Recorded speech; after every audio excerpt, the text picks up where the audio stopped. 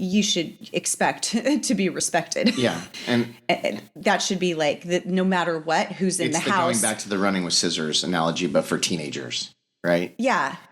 Yeah. And it's like, just, hey, no, you cannot be doing that right now. Listen, we need to get your bio person involved here because this isn't okay. Because this is exactly. And you are going to need the support from your partner to make sure that you are respected, that the general rules that you've agreed upon in terms of the house and how things run, those are enforced in a way that doesn't create more separation or make you look like the bad guy. Mm-hmm. I'm Summer. And I'm Mike.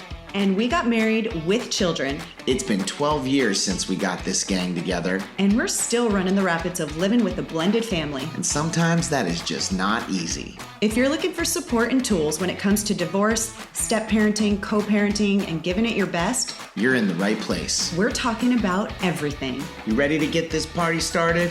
Always. Hello, hello. Hello, hello, hello. I'd like to invite my guest, Michael Mulder, today. Feels very good to be invited. Thank you very much for having me. Thanks for coming back. I'm back. I never went anywhere, but I'm back. All right. Well, it's the two of us here, and guess what? Tell me. I'm going to share an open letter that we received. Oh, boy. Yeah. Really? Cool. So is it a good one? You know what? It is a good one. And I know I realized from this that it takes some courage to actually send in something. Even though it's anonymous. Even though it's anonymous, you can't. Well, let me read it. Here's what I can tell you. It takes less courage than actually sending it in unanonymously. That I can tell you. It takes courage because you don't quite know if for sure it is anonymous. I can tell you, whoever wrote this, we don't know who you are, but thank you for sending this in, and I'm going to read it. Yeah, that's cool. Hey, thanks a lot, Sarah Jones from, no, I'm just kidding. From Mississippi, no. Just kidding. No. And if your name is Sarah Jones, weird. There's got to be a lot of Sarah Jones out there, right? I just picked a random name that came to my mind. I don't know why it was This Sarah is not Jones. from Sarah Jones. So... Read it, baby. Okay. It was to my daughter's stepmom. I'm a little nervous to send this because I'm hesitant if it's really anonymous, so I'm trusting you all. I've been listening to you both for a while, and at the beginning, I was one of those parents who was saying everything bad I could about my ex-husband and especially his new wife. Not only to my daughter, but to anyone I knew. I just knew I was in the right and they were jerks. It wasn't until hearing one of your episodes about how it affects kids that I suddenly saw it all differently. I have actually written many emails to both of them, and there are a lot I wish I never had, but that's in the past. I have learned to sleep on anything before I send something, and that's text messages included. While I've refrained a lot from saying anything bad about either of them to my daughter, I do still vent to my friends, my mom, and my sister. As mature as I have tried to be, I still get very emotional when it comes to things they do while raising my daughter. So here is my anonymous letter. That wasn't the letter? That wasn't the letter. So that was okay. that's part of what she submitted, and then I like it. Went that into gives that. us clarity as to the content. Yeah. Good job, Sarah Jones. To my ex-husband's new wife. The truth is that I wish my husband never met you. But since that's not reality, I've had to learn to accept that you're in my daughter's life. I never wanted the divorce, but I've learned to take responsibility for why it happened. If I could go back, I would do things differently, but maybe that wouldn't change anything. So all I can do is think of now. My feelings are hurt when you plan so special things with my daughter, things that I still haven't done with her. She seems to really like you, and that hurts too. I know I should be happy for her, but that is a work in progress. The real strange truth is that my anger and hurt doesn't even come from me not liking you. I don't actually have a good reason not to like you except for the fact that he loves you and not me. One day, I want to apologize to you for having been so awful to you both. I didn't agree, and there are things I still don't agree with in how you parent. But I'm also learning that I can't control that. I said many things to you that were mean, and some of it just to hurt you both. I really do want to apologize, and yet I just can't bring myself to do it. And so this is my anonymous letter.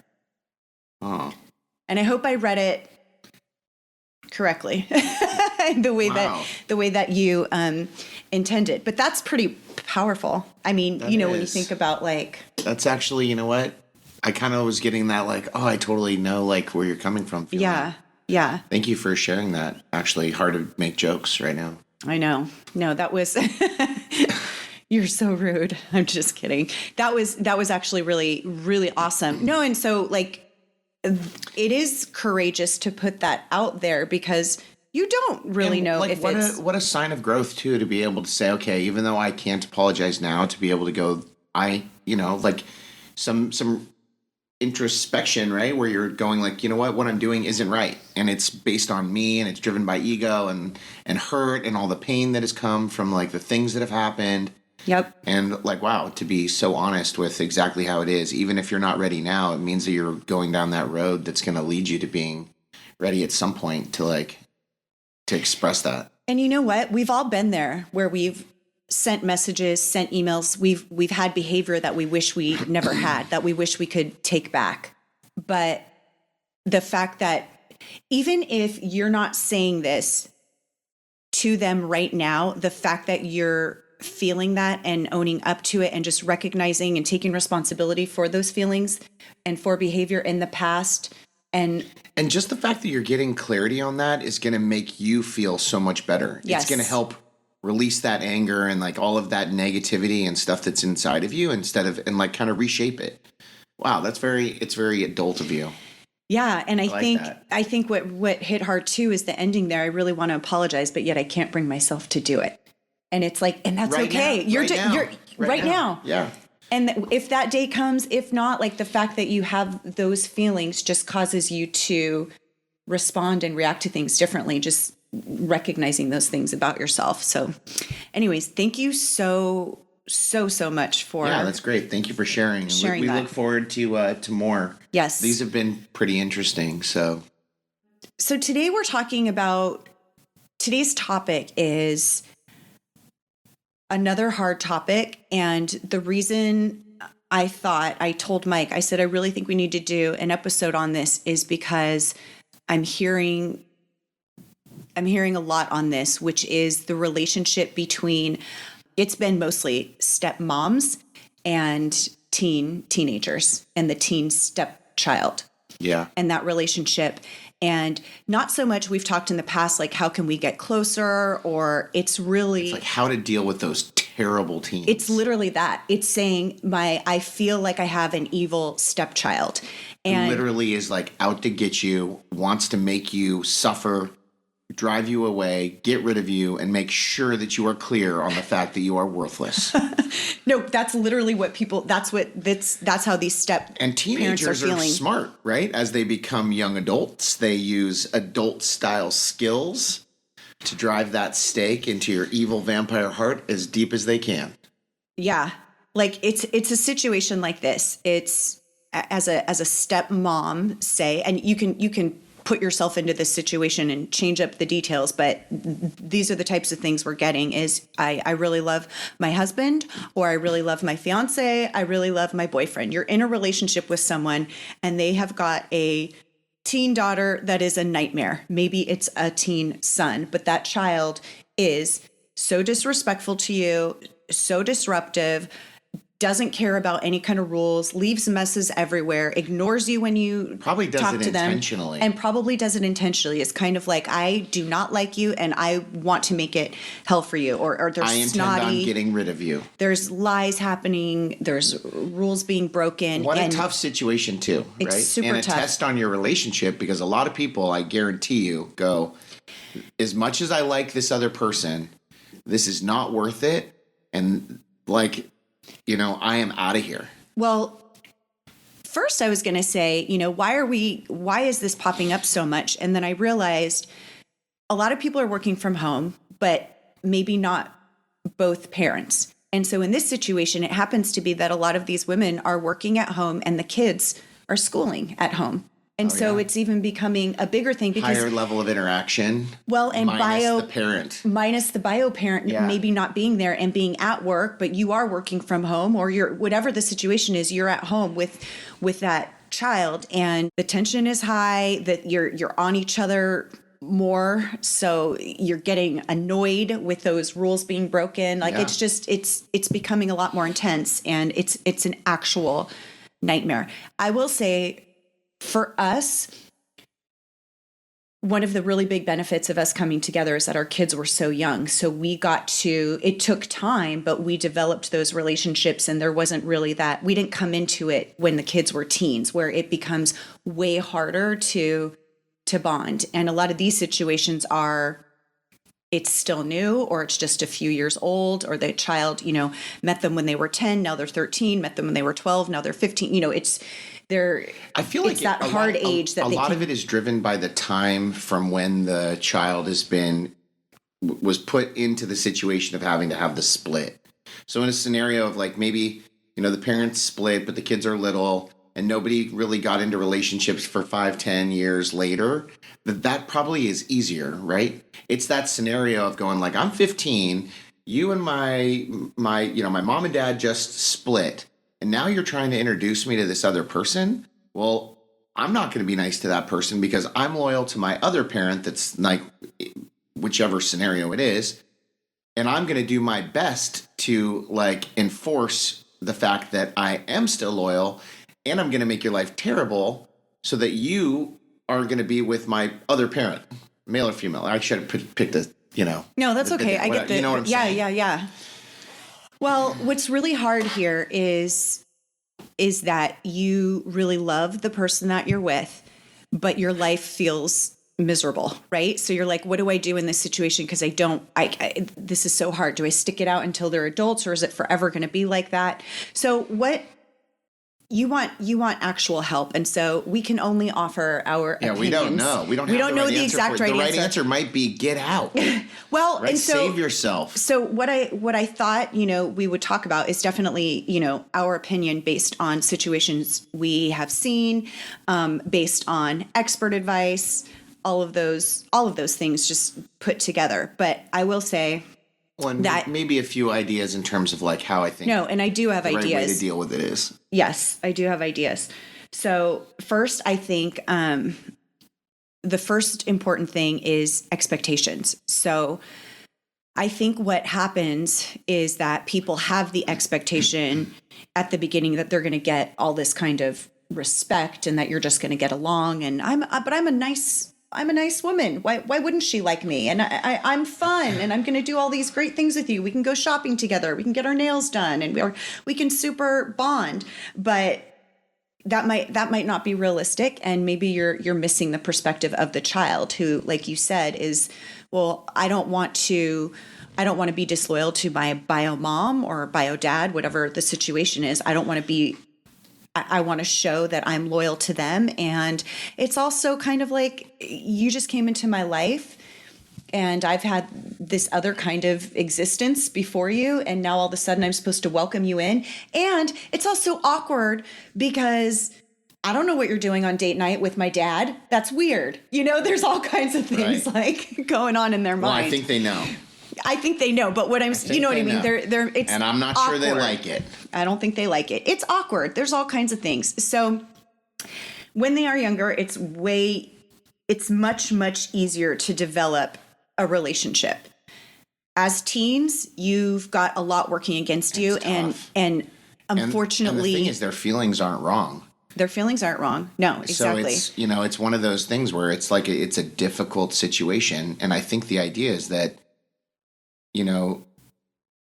you have to understand that it's not your job to insert yourself into that person's life, to make it a mandatory scenario where you are going to connect.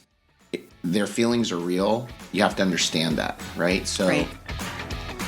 Hey guys, guess what? We have a new website where you can see all of our podcasts and get easy access to the show notes, everything we talk about on the episodes, and you can even listen to the podcast directly from the site. You can contact us through the site and share your thoughts and questions. Check it out at www.everythingalways.co. That's www.everythingalways.co. And you can also follow us on Facebook and Instagram at everythingalwaysco. We just set it up, and we'll be sure to put important announcements there.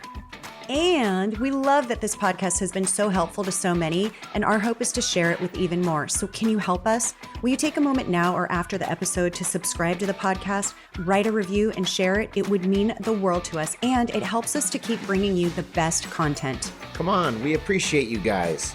So what do you say, baby? Back to the episode? Back to the episode. Well, the first thing I would say is to get real on those expectations, because if you're really set on this is how it's going to be and we're going to be close and she's going to be respectful to me, I think you can hope for that, and then it's a wonderful surprise if it happens. But if you're going to have that expectation, you're setting yourself up for disappointment. I think a bigger thing to really look at too is how much the relationship you're in is worth it. Are you willing to withstand that? Do you still want to be with this person knowing that this might not ever change, and that could be, you might never have that. There is a chance that it literally will never change. Right. Which is unfortunate. Yeah. But there are some things that I think can help to make change, and they are not fast fixes. They're not fast fixes. But that first thing, I think, is that whole really having those realistic expectations. Because when you look at it, a lot of relationships don't make it to marriage because of this. A lot of second-time marriages will fail because of this. It's not so much the relationship between the couple, but it's how they handle and how they come together with the relationship with the stepchild. Mm-hmm. That really is the struggle. So, okay, in our opinion, we've talked about this before when it comes to who makes the rules in the house. And we've always said that it's the step parent isn't the direct disciplinarian. The bio parent is that direct disciplinarian. They've got to take the lead on that. They've got to take the lead, right? So, but at the same time, what we've talked about as well, that doesn't mean that they can be disrespectful. So just like any human interaction, you should expect to be respected. Yeah. And that should be like that no matter what, who's in the house. Going back to the running with scissors analogy, but for teenagers, right? Yeah. Yeah. And it's like, just, hey, no, you cannot be doing that right now. Listen, we need to get your bio person involved here because this isn't okay. Because this is exactly. And you are going to need the support from your partner to make sure that you are respected, that the general rules that you've agreed upon in terms of the house and how things run, those are enforced in a way that doesn't create more separation or make you look like the bad guy. Mm-hmm. Well, I think that the big thing is that you have to be on the same page. So I'm just going to, just so we're not going he, she, this, that, and the other, I'm just going to use the example of husband, wife. It's stepmom having a problem with her teen daughter. Yeah, that's so much easier. Then I'm not jumping all around because I feel like we do that a lot. So let's just talk about the situation where wife and husband, and it's his daughter that's being a nightmare to stepmom. So if this is you, the thing that is really super, super critical is that you and your husband are on the same page when it comes to what are our house rules going to be and who's going to enforce them and how are we going to handle it when you're not in the house and I'm alone with her. Mm-hmm. What are we going to do? So being on the same page there. And this part is so crucial because sometimes the husband is not on the same page. And he's like, well, just be easy on her. Or, she's having a rough time. Or the daughter does something and you thought you were on the same page. And, and I'm saying this because this is actually what somebody had wrote in about was she just flat out was a complete jerk to me and he did nothing about it. So when that kind of situation, I'm like, shoot, this might be a bigger problem than just the daughter. So you really, and this of course is our opinion. And then you make considerations of, is this, you're in the dating phase, right? I mean, although this scenario is a husband and wife. They are married. So ideally you'd have these things laid out before you get married. But if you're in this situation, it's like, shoot, maybe there's something, it's not, I feel like it's a lot easier to solve, or you can actually like accomplish a lot more when you're on the same page. Like, hey, no, my daughter shouldn't be treating you that way. She is being disrespectful. And whether you're, a friend of mine, my wife, or whoever, she can't be disrespectful. And you've got to be on that same page. If you're not, now you're entering in a problem with your relationship, because in this case, I would imagine that you would feel completely unsupported by your husband, who's not trying to help. And by the way, helping your wife doesn't mean that you're not siding with your daughter. You're siding with your daughter because you're trying to make her a better human being. No matter what the emotions and things that she's going through, they're not wrong emotions, they're not wrong feelings, but the behavior is not right to anyone. Whether it's grandma, grandpa, a friend that came over for dinner, whether it's the neighbor, whoever it is, disrespect and being disruptive like that it's not cool. And as a parent, you've got to teach them the right way. So I think people have such guilt. I especially see this in father-daughter relationships. It's like, well, I just don't want to be hard on her because I only have her, 50% of the time, or whatever your timeshare is. And I don't want that time to be spent me trying to discipline her. Yeah, I just want it to be happy. Yeah. Let's just get along. Yeah, but you've made now a line in the sand in terms of like not protecting your relationship at the same time. Probably like making the situation worse. Yeah. Now, in a perfect situation, you guys have this conversation and you even get to talk to bio mom, the bio parent that you're co-parenting with, and you're all on the same page with the rules. That's a really great situation. But most likely, that's not what's happening. And a lot of times the teen behavior, the bad, disrespectful behavior is also coming from the ex-wife going, I don't like new wife. I don't like her. And so the team that's been created on the other side. Exactly. Let's get rid of her. Yes. And again, this might be something that it's like an impossible situation because you can't control what's happening there. At the end of the day, you're in control of your happiness. What you can do, all that you can do is try to be on the same page with your husband, because that's the person. It's your house, it's your rules. And again, if he's like not supporting you there, then there's another issue going on. Bigger conversation with the relationship. Yeah. Again, all opinion, but. And what a tough scenario, right? It's super tough, and I have such empathy. The feelings of the daughter aren't wrong. Mm-hmm. Possibly being guided by the other side. The feelings of the new wife, right? Yep. Are not wrong, right? Right. She wants to have a scenario where that person feels respected and everything is okay. And so it puts a lot of pressure in this scenario on the dad, right? Mm-hmm. The dad needs to be able to walk that line between being loving, understanding, and, caring for the daughter, at the same time supporting his wife. Mm-hmm. And I mean, this is a tough deal, and it's probably something that people will get wrong a lot of the time. And all you can really do is say, okay, I acknowledge that I've screwed this up or that I haven't done it right before. Let's try to do it right moving forward. Yeah. And what a tough situation. I mean, the fix to the problem is to come up with your house rules, to have consequences for bad behavior, for inappropriate conduct, whatever's going on, there's got to be consequences. And then really to have all the parents involved being on the same page and supporting that and being consistent with it. That is the obvious solution in my mind to the problem. The bigger problem is getting all of those people on board, because once you have that and you have the parents involved, then you sit down the child and you're like, look, here are the expectations in this household, no matter who is here. And we will enforce those consequences because we're all on the same page and we want you to be the best human you can be. And we all care about you and we're all working together. Yeah. But unfortunately, that's not always the situation. And if you're one of those parents right now that is secretly enjoying the fact that your teenager is rotten on the other side because you feel aligned, you feel like that's how you have created connection and you secretly like it, and maybe not even so secretly, stop doing it.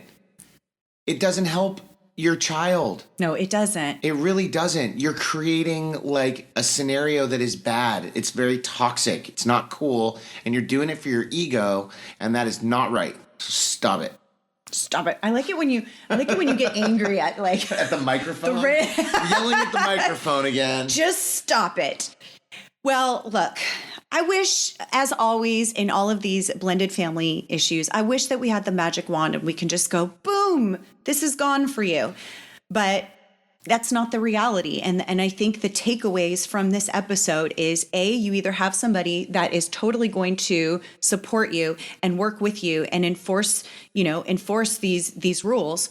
Or if that person is not, then you've got a bigger question to ask yourself, and only you can decide what is worth it to you. What can you withstand? What are you willing to withstand? What are you not willing to withstand? One of my favorite quotes, and I'm trying to remember. I don't know if it's his original quote, but I think it is. And it's, Joe Polish, my friend, and who runs the entrepreneurial group that I'm in. He says, be willing to get rid of what is not excellent in your life. So let that sit with you. And on that note, delete all of your other podcasts. All right. Well, thanks for tuning in. I hope this was enjoyable and that there was some takeaways here. And I guess we'll catch you on the next one. Thank you so much for listening. And we like to say, if you enjoyed this episode, share it with someone you love and be bold enough to share it with someone you don't. See you next time.